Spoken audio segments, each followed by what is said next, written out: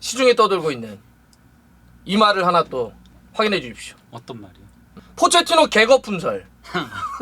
이거 도대체 무슨 말이냐? 왜 파리가 힘들었던 건 이 포체티노 때문에 그런 거 아니냐? 포체티노가 이 거품이어가지고 이 아주 멋진 팀을 이렇게 망쳐놓은 거 아니냐? 이런 말이 갑자기 돌고 있습니다. 아니 지금 포체티노 이미 파리가 떠났는데 예, 이게 왜 거품이라는 거지? 아니 뭐 그 얘기는 이미 파리 감독일 때도 나왔었죠. 왜냐면은 전임 감독이 투엘이었잖아요. 그리고 그때 챔피언스리그 결승까지 갔었잖아요. 그러네. 예, 근데 그 팀을 이제 조금 인수 받아서. 예.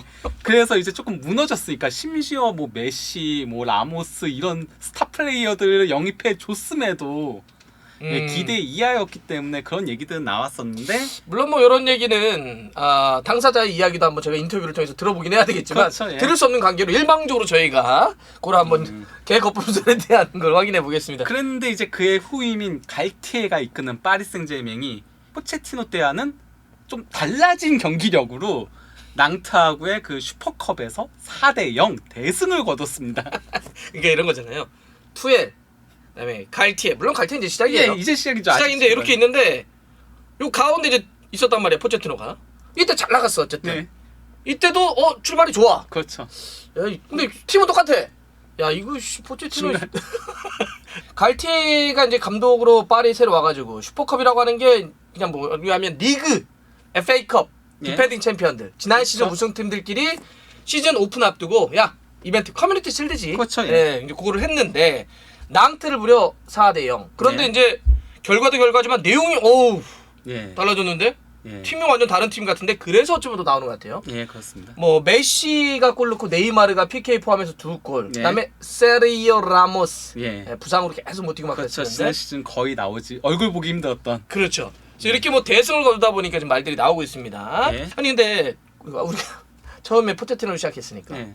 포체티노 감독 시절에 파리가 낭택이 그렇게 약했다며요. 예, 그러니까 그 낭트 상대로 1승 2패였거든요. 예, 1승 2패로 좀 안 좋았는데요. 특히나 이제 가장 최근에 있었던 올해 2월에 있었던 맞대결에서 1대3 우패했었거든요. 1대3. 예, 근데 더 큰 문제가 전반에만 3실점 했어요. 아 진짜? 예. 그래서 기록적인 패배였다고 하는 거구나. 예, 그것 때문에 그때 야 이거 완전 치욕적이다. 그래서 아하. 그때 굉장히 많이 그 포체티노 경질설이 또 그때 엄청나게 나왔었거든요. 오케이. 그래서 내용적으로도 기록적으로도 굉장히 좀 크게 졌기 때문에 네. 근데 이번에는 무려 4대0으로 이기다 보니까 많이 네. 달라졌다 이런 얘기를 하는 거죠. 그러니까 파리를 괴롭히던 대표적인 팀인 낭트를 대파했다는 거죠. 그럼 갈티에가 도대체 무슨 마법을 부렸길래 어떤 변화를 가져왔길래 네. 이런 낭트에게 멋진 경기 내용과 기록적인 어떤 대승을 거뒀을까요? 일단 뭐 그 프리시즌 동안 계속 그 3-4-2-1 포메이션으로 전환을 했었거든요. 포메이션이 일단 바뀌었다. 예, 그 포메이션을 바꿨는데요. 그래서 이 경기에도 3-4-2-1로 나왔어요. 근데 음바페가 징계로 빠졌거든요. 예. 음바페가. 그래서 징계로 빠져가지고 메시가 이제 가짜 9번으로 나섰고요. 네. 예, 그 밑에 이제 네이마르하고 스포팅에서 좋은 활약 펼치고 임대 복귀한 사라비아가 예, 2선에 배치가 됐었고요. 좌우 윙백에 누누 멘데스하고 이제 그 하키미가 섰고요. 아하. 예, 그리고 더블 볼란테 이번에 영입한 비티냐하고 베라티. 비티냐면 그 포르투갈 출신의 볼 잘 차는 친구, 키 작은 그렇죠. 친구. 그리고 이제 백스리에 마르키뉴스를 중심으로 이제 킴펜베하고 라모스가 섰었거든요. 어허. 예, 이렇게 나왔는데 그가 일단 가장 눈에 띄는 건요. 그 베라티도 키가 작은데 볼 굉장히 잘 차고 패스 잘하고 이런 플레이메이커형 선수잖아요. 베라티가 있을 때 없을 때의 파리의 경기가 네. 완전 내용이 달라지. 그래서 베라티가 빠지면 너무 그 대체가 안 된다는 얘기들이 많았잖아요. 너무 투박하다 이런 얘기들이 맞아요. 많았는데 비티냐도 베라티 같은 선수거든요. 아하. 키는 작은데 볼 잘 차고 패스 줄기 좋고 더블 플레이메이커를 세웠다라고 보면 돼요. 예전에 뭐 바이날둠이라던가 아니면 다닐로 페레리아라던가 아니면 뭐 게라던가 이런 투박투박한 선수들 세울 때랑 다르게 두 명의 볼 잘 차는 중원들을 배치해가지고 하다 보니까 볼 배급이 엄청나게 잘 되는 이점이 일단 발생을 했었고요. 그러면 일단 기본적으로 이제 비티냐나 베라티냐 이 두 선수가 다 우리가 아는 전통적인 뭐 홀딩이나 수비형은 아니잖아요. 네. 그러면 저렇게 두 선수를 가운데 두는데 이 선수들에게 거칠게 들어가서 수비를 하게 맡기는 것이 아니라 볼을 빼앗기지 않는 볼에 대한 소유력. 네. 볼을 소유한 볼을 넘겨줄 수 있는 패싱력. 네. 그러니까 쉽게 상대에게 소유권을 내주지 않는 걸 통해서 지키는. 네. 이런 걸 통해서 수비도 하고 공격도 한다. 예. 아. 그리고 여기서 음. 그 대신 이제 피지컬적으로 어쨌건 간에 조금 문제가 발생할 수 있잖아요. 그렇죠. 이런 중원 같은 경우는 그러다 보니까 백스리의 중앙에 있는 마르키뉴스가 계속 올라가요. 아. 원래 마르키뉴스가 수비형 미드필더도 많이 섰잖아요. 그렇죠, 그렇죠. 예, 그러니까 마르키뉴스가 올라가가지고 그걸 지원해 주는 거예요. 그러니까 이게 3-4-2-1 포메이션이지만은 자주 4-3-3-5 전환이 되는 거예요. 사실 요즘은 그런 이제 공격과 수비를 하거나 압박을 할 때 변형을 하는 포메이션은 뭐 일상화돼 있으니까 네. 뭐 3백과 4백에 대해서 그 가운데 있는 선수가 올라가고 내려가고 네. 이런 식으로 그래서 비티냐, 베라티 두 선수를 놔서 볼도 예쁘게 차고 아기자기 해주고 볼도 안 뺏기고 뽑아주는데 하지만 피지컬적으로 수비적으로 부족한 거는 마르키뉴스가 올라가서 또 도와주는. 네. 그러면 이제 아무래도 포체티노 감독 시절에는 뭐라고 할까 투박하다라고 하는 것도 있었겠지만은 좀 그냥 개개인들이 그렇죠. 약간 날것으로 공찬다는 그렇죠. 느낌이었는데 공격하고 수비하고 따로따로 놀다시피 했잖아요. 그렇죠, 그래서 그렇지. 공격에서 그냥 개인기 부리고 중원에서 풀백업이 너무 안 되는 그런 문제들이 있었는데 이제는 만들어 가지더라고요. 마침내. 개인기를 부렸다. 예전 들어간다는 그죠? 그랬죠. 예. 그리고 저희가 이제 저희끼리 막 쓸 때는 개인기 부리지만 막 이런 얘기 하지만 아하. 방송에서는 개인기 부린다는 얘기 잘 안 써요. 아 그래요? 예. 개인기를 부려가지고 애들 막 예. 그렇게 했는데 이번에 갈티에가 딱 오다 보니까 그런 어떤 개개인들의 능력만 갖고 하는 것이 예. 아니라 볼이 팀으로 계속 볼이 왔다 갔다 예. 얘들아. 좋습니다. 그리고 또 이제 좌우 윙백들도 두 선수 다 공격적인 성향의 선수들이잖아요. 특히 뭐, 하키미는. 하키미는 뭐. 예, 그러다 보니까 조금 더 자유롭게 공격을 할 수 있게 된 거죠. 오케이. 그러니까 좀 더 유기적이고 매끄럽고 템포도 좀 빨라지고 팀으로 공격하고 팀으로 수비하고 사실 그게 팀이지. 예. 근데 이제 그래서 포체티노 감독 시절과 갈티에 시절이 되게 많이 비교가 되고 있다. 물론 네. 갈티는 첫 경기지만 그렇죠. 아니 뭐 1100대 임팩트 갖고 얘기하는 거죠. 그렇죠.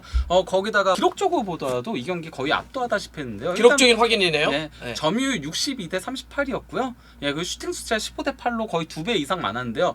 유효 슈팅이 파리 같은 경우는 8개의 유효 슈팅을 기록했었거든요. 반면에 난트는 2개밖에 되지 않았어요. 그러니까 슈팅 15회인데 유효 슈팅이 8개다. 아하. 굉장히 비율이 높은 거죠. 상당히 확률 높은 플레이를 한다는 거예요. 공격도. 만들어가다 보니까 그게 가능해진 거죠. 그렇지. 예전에는 개인기로 이걸 해 나가다 보니까 한계가 좀 무리한 있었는데. 슈팅들도 많았죠. 그렇지. 예, 무리한 슈팅이나 아니면 은바페의 스피드로 결국은 공개하는. 뚫고 나가는 그런 형태가 됐는데 지금은 은바페가 없음에도 아하. 빠졌음에도 만들어가면서 조금 더 박스 근처로 가서 확률 높은 공격을 하더라는 거죠.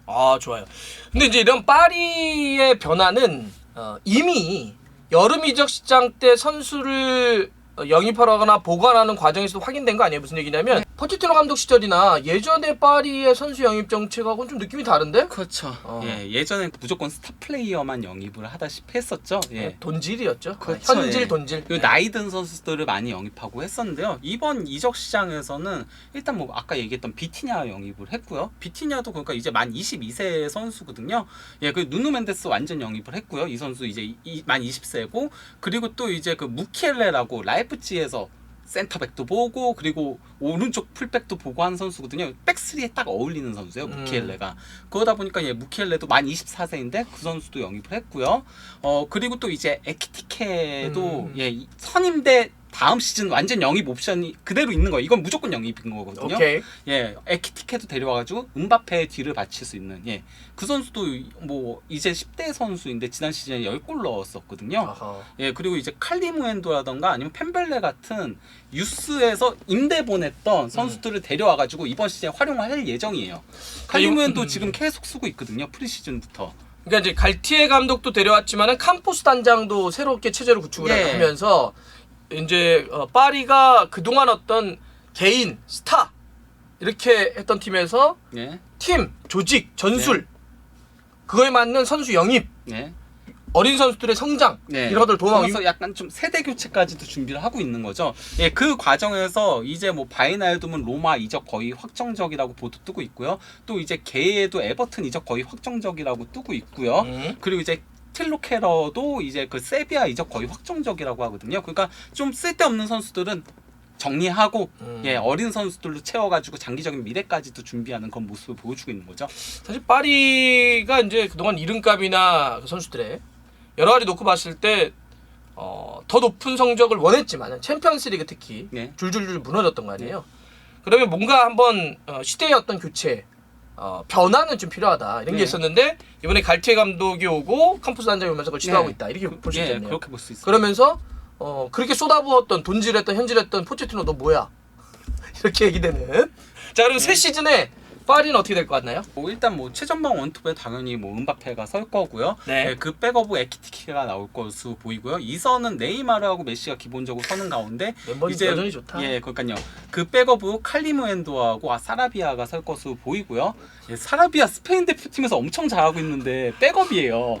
다른 팀 주지 좀 없는 팀들. 그리고 이제 좌우 윙백에는 멘데스하고 하키미가 일단 주전으로 나오고 이제 베르나트하고 펜벨레라던가 아니면 저기 무켈레도 설 수 있죠. 그렇지. 그렇게 설 것으로 보이고 이제 두 명의 미드필더에는 비티냐하고 베라티가 기본적으로 나서는 가운데 카레디스하고 에레라 말 그대로 다 볼 잘 차는 선수들로 구축한다는 거죠. 네네. 그리고 이제 백스리 같은 경우도 마르키뉴스 중심으로 이제 킴펜베하고 라모스가 서고 기본적으로 그 백업은 디알로라던가 페레이라, 다닐로 페레이라던가 무켈레 같은 선수들이 설 예정인 거죠. 골키퍼 이제 돈나룸마하고 나바스인데 전 포지션의 더블 우리 다 가능하네요. 아마 여기는 3순위까지도 웬만하면 될 것 같아요. 거기다가 맞다 그것도 있어요. 골키퍼도 지난 시즌 둘이 돌아가면서 쓰잖아요. 그래서 좀 불안하다. 나바스는 잘했는데 돈나룸마가 굉장히 많이 흔들렸거든요. 근데 이번 시즌은 돈나룸마로 확실하게 주전 체제를 갈 거라고 얘기를 했어요. 그러면 나바스가 약간 컵이나 이렇게 하고. 그것 때문에 나바스가 조금 이적을 하고 싶어하네 이런 보도들도 나오긴 했는데 이제 갈티에 감독이 거기에 대해서 나바스는 우리 팀의 중요한 선수이기 때문에 우리는 계속 데리고 있고 싶어한다라고 얘기도 했고요.